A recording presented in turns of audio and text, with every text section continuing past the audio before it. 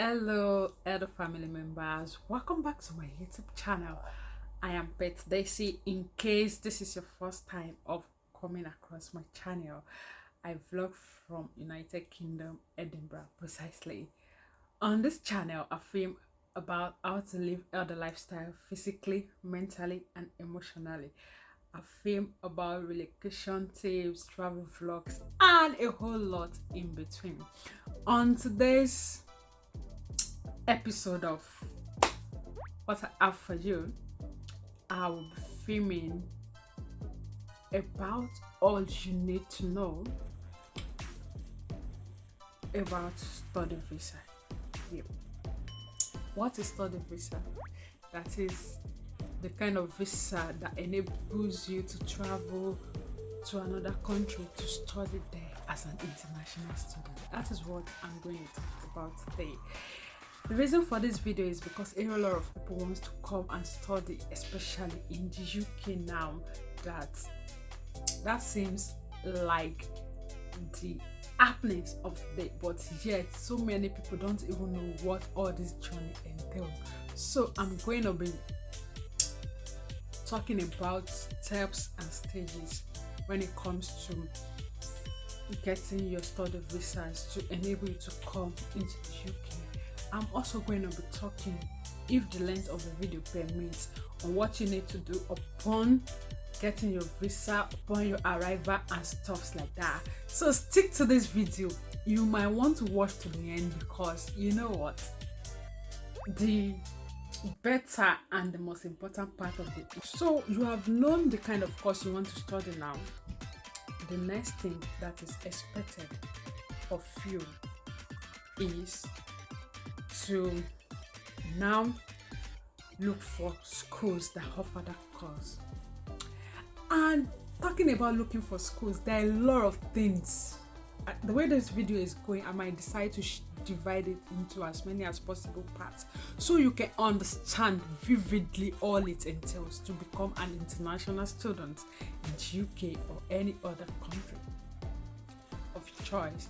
So now you've been able to know the school, you made your research. Okay, I want to study so course. This is the school that is offering this course. You now go to the website of that school. Okay, so you have known the school.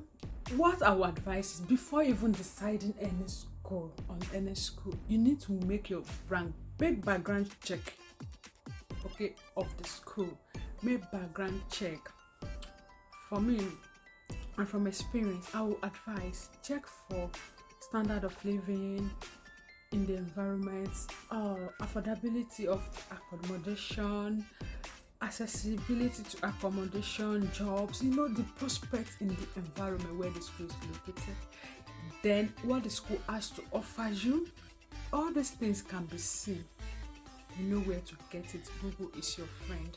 Once you have been able to know, okay, this is the kind of school that if I school in this kind of environment, I'll be able to get job quicker, the job, accommodation, everything there will be here. Okay, they have this course. Your dream is beginning to align. That is when you say, okay, you want to start your process. You don't just call an agent, I want to come and school in the UK. You have no knowledge. At least you should be able to help them too. They are helping you. You should be able to help them. Okay, this is what I want. It will make your process easier and it will make their job as agent easier too. That's if you are not doing it by yourself. Okay, so now you've known this, that is when your journey just begins. So after this has been done, then you look for, okay, if you are ready, then look for the next batch, apply, follow the process. You need some document to apply. For each school, the documents they request and require is always listed in their website. If your agent is helping you, forward all the required documents to them, upload it to their website. They will offer you what they call, if you meet, they will offer you what they call conditional offer letter. Once you've gotten your conditional offer letter, it means, okay, you are qualified to study this course, but it's still based on some conditions.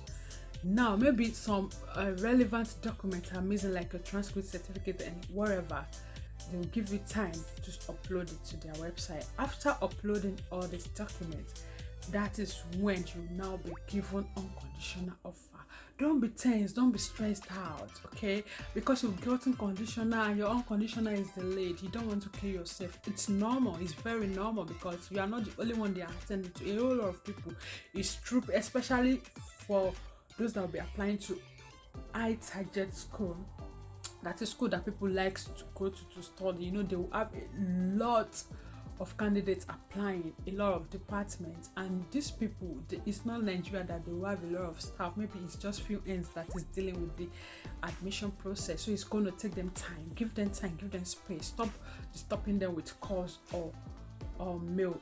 Do that when it is necessary. At times it's good to send reminders too, but don't pretend as if you are losing it. No, just relax. I say chill, okay, chill. So after you have done that and your unconditional offer letter is being dropped, that is when they will write it in the offer letter how much you are going to deposit. And this is how the system works here. For instance, if a school requires you to pay £13,000, the school will state on their website the payment method. Okay, the payment method. Some school will require you to pay twice. Some will be like 3 installments, while some schools does more than that, depending on how the school wants it to be done. There's nothing you can do about it. Okay, so choose the school. Part of what you look at before choosing a school, how much you are paying for that course, how much is the deposit if it's actually affordable for you, and how are you going to pay what's the payment mode for the balance. Is it the one that will make you relax to gather money and pay, or is it the one that will put pressure on you as you are stepping the UK? They want you to pay the balance, so you know what you want to go for. That's your choice. So after getting that done, guys, that is after knowing that okay, this is the amount and it's affordable for you, and you've applied, you've been given unconditional, you proceed to the stage of payment of your deposit. Don't make this mistake that most people make. Okay guys, once you have paid your deposit, start your POF. That is what we call proof of fund. It requires you to provide a statement of account, which is usually 28 days. Okay, you prove to them that they will tell you each school, according to each school, they will tell you the required amount that is supposed to be in your account untouched from day 1 to day 28, and you now pay it on day 29 and submit to the website of the school for them to be able to issue what they call study permit, which is what CAS. Okay, CAS, that is what they call it in the UK. This is what they will send to you, saying they are the one now, like you having an invitation letter. Okay, we are the one sponsoring you to come to the UK to study. Okay, this is what is called cash. So like I said, don't make the mistake of okay, you have made the deposit now and you are relaxing. No, as soon as you have been able to make your deposit, make sure you start your POF. Make sure it's actually the amount that the school requires you. But from experience, please, I beg in the name of Jesus Christ, or whatever you believe in, make sure you put some certain amount of money, if possible like 1M or 500,000 naira if you're in Nigeria, on top of the money, due to what or under fluctuation.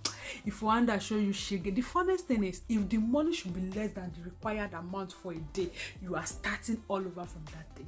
So it means the required amount must be there untouched, like consistently for 28 days. Once the required amount is lesser a day, if it's on the day 27 and the fluctuation rate went up and your money fell below the required amount, guys, it's never gonna work.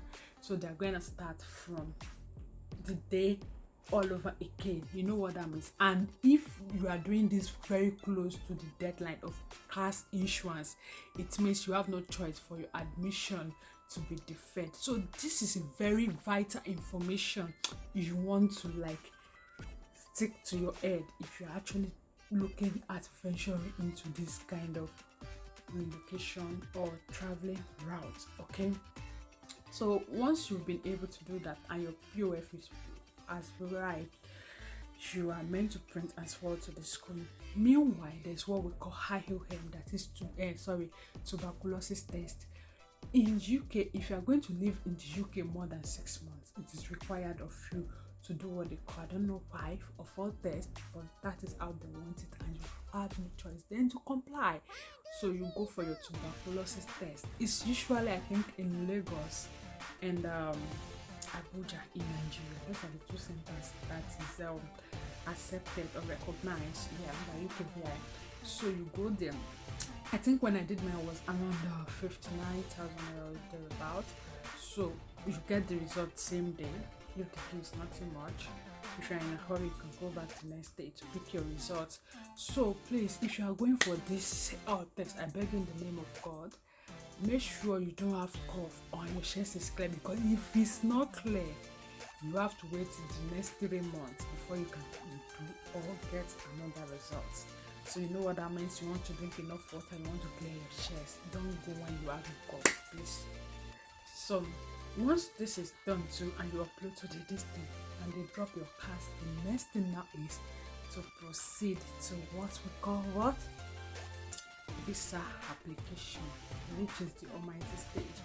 Meanwhile, before some school issue you cast, despite Spain and wherever, they will still do what they call pre-cast interview. For me, my school did not do that. Maybe because our SOP was good enough. But then UKVI did for some people in my school. Like if they just feel like maybe it's a random pick, I don't know. They just feel like they want to know why you want to come to the UK. They will ask you questions, a lot of questions about what you've stated down in your SOP. So if your agent is helping you, please talk to your agent to give you a copy of the SOP they are waiting for you. You must know what you have put down so that you will not have A in your SOP and Z is being stated in your interview. So some school will interview you. If you perform well, that is when they will issue your card. If you don't perform well, maybe they will refund your your deposit, maybe after 6 months, 6 weeks, sorry. So it depends on your school. So now that you've gotten your cards, congratulations. You will now proceed to processing of your visa. In processing visa, some people will be like, I want to process a study visa. How much altogether? There are stages to these things. That's why they dip you. You just wake up, you're asking me how much. You're supposed to know how much. And let me tell you something. For you to know an agent that is real, no agent will ask you for school fees, okay? The amount you are going to pay is usually in the website of your school, and you are supposed to pay the amount yourself. You are supposed to run your POF, proof of fund account, by yourself. Your agent is just supposed to help you upload to the school website, help you monitor your admission process, give you feedback, help you with uploading all your data, supporting documents for your visa application. So all the documents you use to collect your cards must also be presented to UKVI for your biometric caption. So after you have done this, there is the money they call health surcharges, health insurance surcharges. This money is actually the money that you pay for all your medical treatments in the UK. If you are staying in the UK more than 6 months, it is required of you to have it. You know, if you are on a short tourist visa, you will do what we call health insurance. But this one that you are paying is so that you'll be able to enjoy all the health benefits the residents in the UK enjoys too, except for some other expenses, which is like a dental and all that you pay for after your arrival in the UK. So if you have actually paid for all this, you are expected, okay, to enjoy. You are expected to enjoy health system in the UK. You can register your GP upon your arrival. GP is like a community health center where that is close to where you go to for your medical checkup or whatever treatment you need. So once you have paid this payment, it's what qualifies you to enjoy all this. So it's not like you're looking for money to take your child to hospital. No, it's free. Just go. They want to give them whatever. Just go. Okay, except for some special stuff that you have to spend money on. You not be sick. Okay, so and you've uploaded it. This is when you apply for your visa. And there are three. I think there are 3 type of you can apply for. You can decide to do priority. Priority is normally like 5 days, 5 working days. You have your visa in your hands. Super priority is for 24 hours, and the normal standard, which is like 3 weeks minimum. That's if the amount of people, the number of people that applied at the time you applied is not that much. If it's that much, it can be prolonged. And just pray that you don't have NSF, not straightforward. What we call NSF in visa application process, you never have that experience. It's not, if it's not straightforward, there's nothing they can do. Maybe something is not clear about your document, or there's something suspicious. They begin to like ask you questions back and forth, upload this, send this back, send this back. If you are fast enough to give them what they want, they will still answer you. But if you delay, they will even give you maybe like 8 days to get this done. If it's not done, you know what that means? It's automatic visa rejection. You never experience such too. So if this is done and everything, whichever one you choose out of the 3, you get your visa. The next thing is you wait for your BRP mail. So the BRP mail, now he's the mail that will now tell you when you can enter the UK. And once you have entered the UK, you go straight to your school with all your original documents. You show them, then you do your registration. After registration, you go get your pick your biometric residence permit, which is your ID card, means of identity that state to people that, or anybody that may want to ask if you are eligible to work live in the UK. So that's that about the process of studying visa.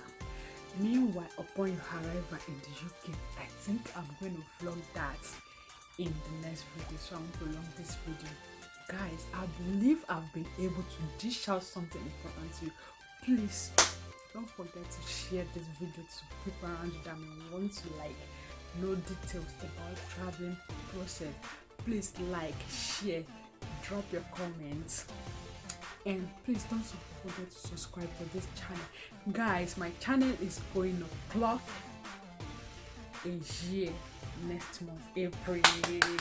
Please guys, support this channel to the more you ginger me with your subscription, the more I want to give out, because I know that there are people looking up to me. Please subscribe, like, share. Bye. I love you.